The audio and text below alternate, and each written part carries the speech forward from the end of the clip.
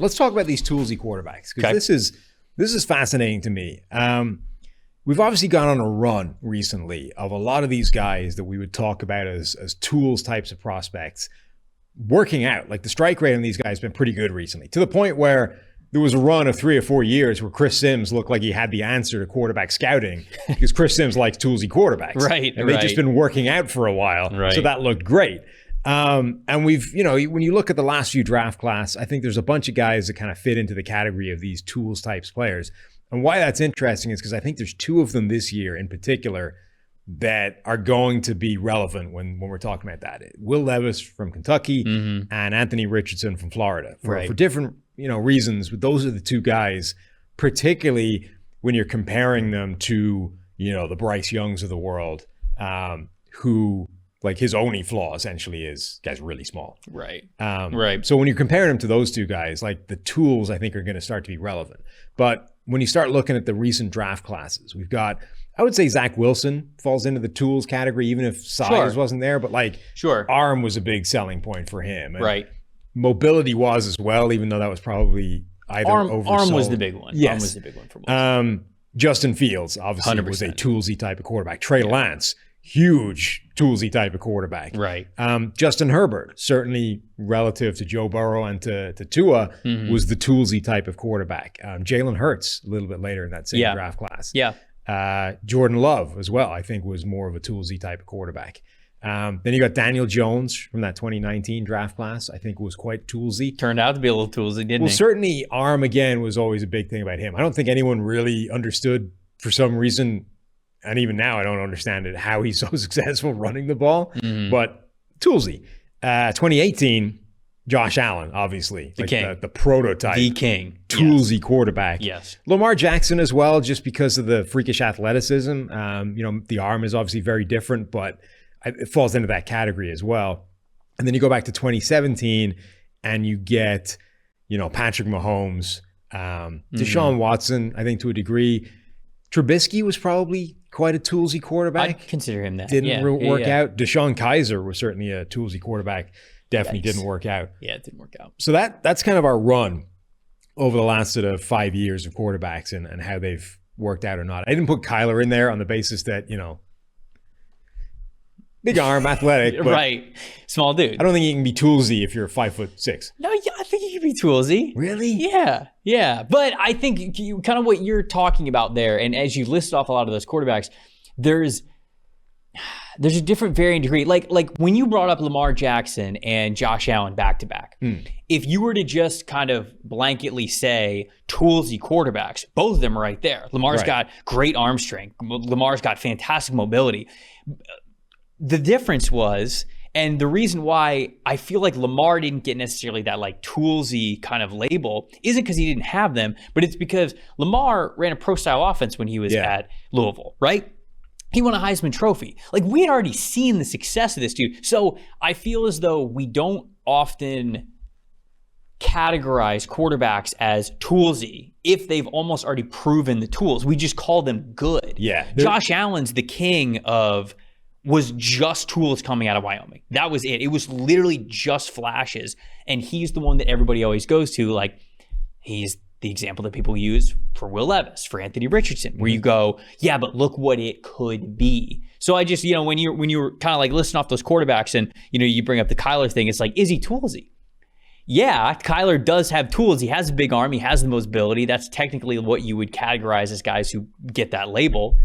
But Kyler also already showed it all in college. Yeah. So it's almost just like, no, this is kind of just who he is. There's an implied deficiency when you're talking about toolsy quarterbacks, right? Yes. Like, you can't. So can you be a toolsy quarterback and go number 1 overall?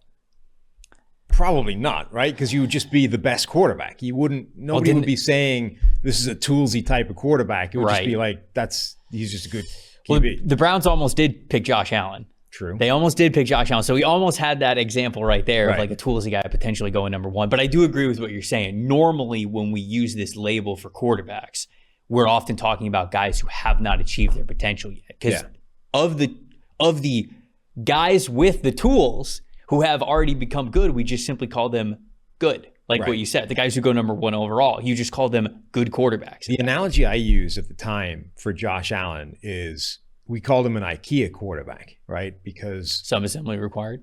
Well, yeah, exactly. There's a box and all the stuff you need for the thing, whatever it is in the box. Yeah, sure. But you have to put it together. Sure. And maybe somebody threw away the instruction manual, so you just got to figure it out. But like, that's what he is. He's just like a box of bits, right? Like the arm is there, the size is there, the processing ability is there somewhere. Like it's all in there, but you have to figure out how to take this box, get all the bits out and put it together and assemble NFL quarterback. Well, as somebody who put together a bed frame a couple weeks ago. Bed frame. Let me tell you, I think I know exactly how to make the most out of these quarterbacks that we're going to talk about here on today's show. Mm-hmm.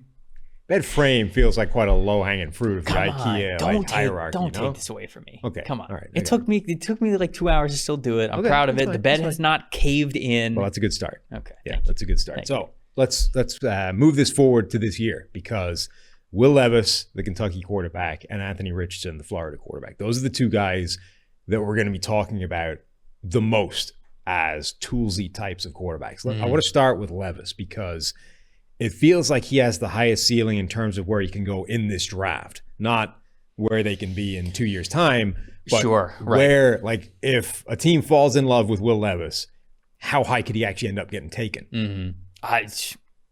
Top 5. I mean, legitimately, it feels like he's got that kind of hype. Now, it was a little crazy when we started to get those whispers a couple of months ago that Will Levis could potentially be picked in this range, but it seems like there's a lot of mock drafts recently that have him in the top 10, and it feels like we're just kind of all accepting that. And we've seen this happen, I think, in drafts past. Shoot, you go to last year, I know it wasn't the quarterback position, but I think if you asked a lot of people what they thought of Trayvon Walker, let's say in January, everybody would have been like, yeah, really good athlete, uniquely built alien type of athlete. Guy has a lot of tools, but would probably be back end of the first round, early second round kind of a player. You'd probably settle in on back end of the first round just because you don't let guys that are that freakishly athletic get out of the first round.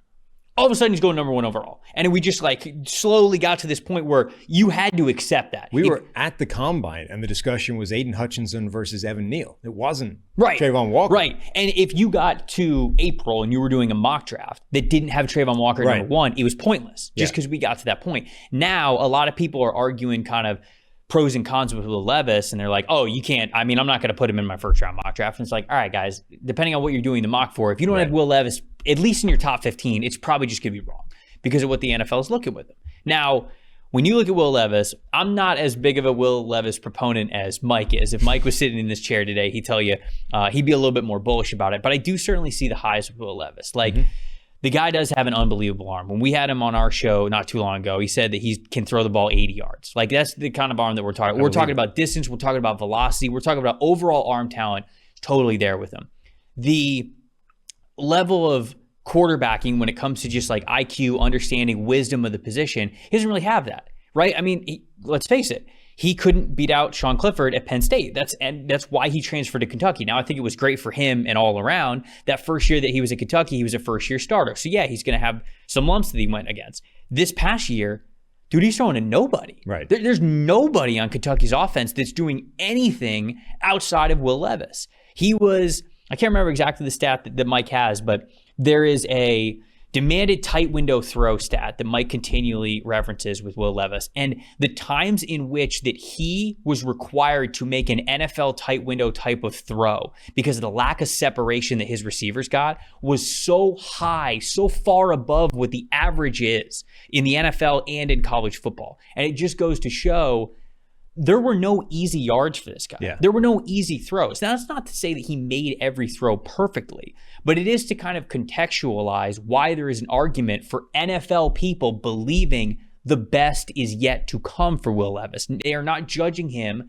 this past year at Kentucky saying, that's it. What you see is what you get. We're not going to get better than that. They're simply saying, we see the seeds being planted or roots that could grow from what his talent is and what it could blossom into in the future. How much do you think the recent run of relative success for those Toolsy quarterbacks helps guys like Levis and Richardson? Massive. I think it's huge. And especially because we're seeing in today's NFL, even beyond just the quarterback position, so many early contributors, right? We all talk about the value of a rookie contract. We talk about how a quarterback, a franchise quarterback, a good starter on a rookie contract is one of the most valuable things, not just in the NFL, but in sports. We see that across all other positions as well. It feels as though the league is just at a point to where young guys are getting shot, right? We see this in college football as well. These freshmen, these sophomores, they're getting on the field. That's the recruiting pitch to them, and it's happening. And it just feels like overall where football is right now,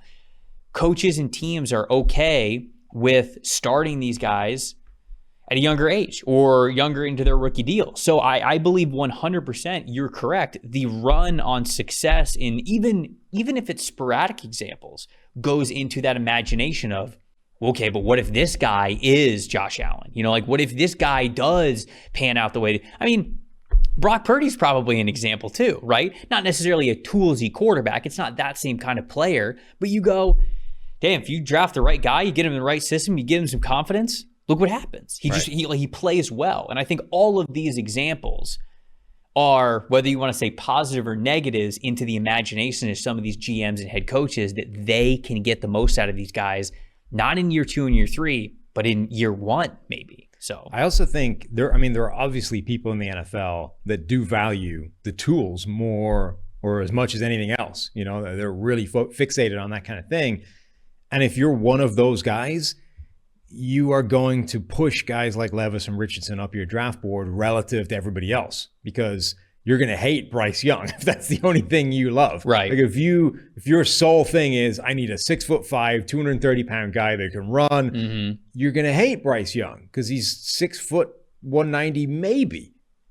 Right. At the very most generous interpretation. He's probably smaller than that. Right. He's tiny.